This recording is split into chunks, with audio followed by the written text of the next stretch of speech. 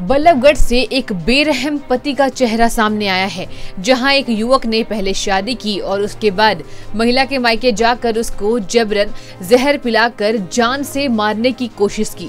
औरतों पर हो रहे अन्याय का ये कोई पहला मामला नहीं है।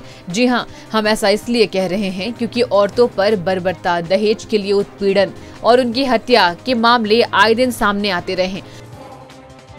आपको बता दें कि युवक ने 1.5 साल पहले शादी की, उसके बाद दहेज के लालच में महिला को खूब प्रताड़ित करता था। परिजनों ने अपनी बेटी के मेमोरी लॉस होने की भी बात सामने रखी है। महिला अन्याय को झेलते झेलते इतनी परेशान हो गई कि वो अपने मायके जाकर रहने लगी। फिर युवक ने समझाने के बहाने से महिला के घर घुसकर जबरन जहर पिलाकर जान से मारने की कोशिश की, जिसके बाद आनन फानन में महिला के परिजनों ने महिला को अस्पताल में भर्ती कराया है। मतलब मेरे हस्बैंड आए थे और उनके साथ एक बंदा और था। मास्क लगा रखा था मेरे हस्बैंड ने और दूसरे बंदे का मुझे नहीं पता कि वो कौन था। अच्छा। उसने मतलब ढाटा लगा रखा था फुल। अच्छा। और बाइक भी मेरी शादी वाली नहीं थी, दूसरी बाइक थी। अच्छा। तो उन्होंने गेट बैल बजाई। पहले मैंने देखा कि कौन है कौन नहीं है, तो मैंने देखा कि मेरे हस्बैंड थे। तो मैंने मना कर दिया गेट खोलने से। तो उन्होंने बोला कि नहीं, मैं प्यार से बात करना चाहता हूँ, मैं अच्छे से बात करना चाहता हूँ ताकि मतलब फैसला हो जाए और अच्छे से रहे हम। मैंने कहा ठीक है। फिर मैंने उन्हें अंदर बुला लिया।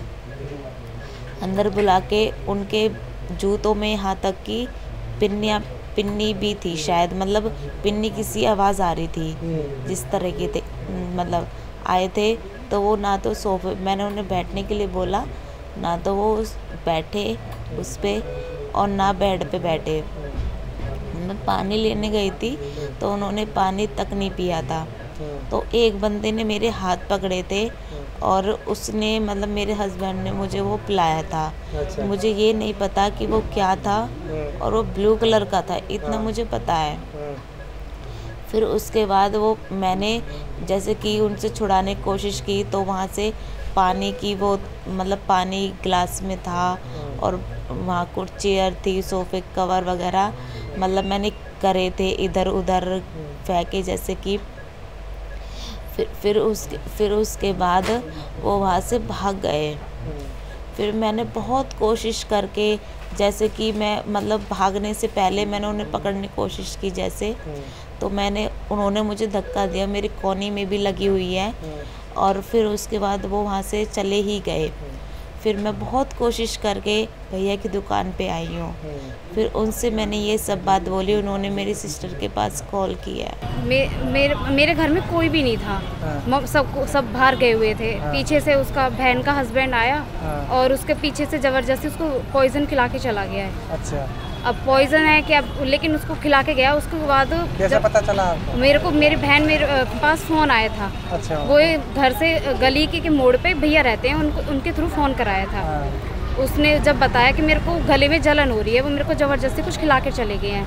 अच्छा। उसके बाद वो डॉक्टर के लेके गए हैं। डॉक्टर के बाद डॉक्टर ने मना कर दिया था, तो उसके बाद उसको हम जैनित हॉस्पिटल लेकर आए हैं। अच्छा, कैसी हालत है उसकी? अभी तो डॉक्टर ने 24 घंटे ऑब्जर्वेशन में रहने के लिए बोला है। अच्छा। वैसे तो खतरे से तो बाहर है। वैसे खतरे से बाहर है।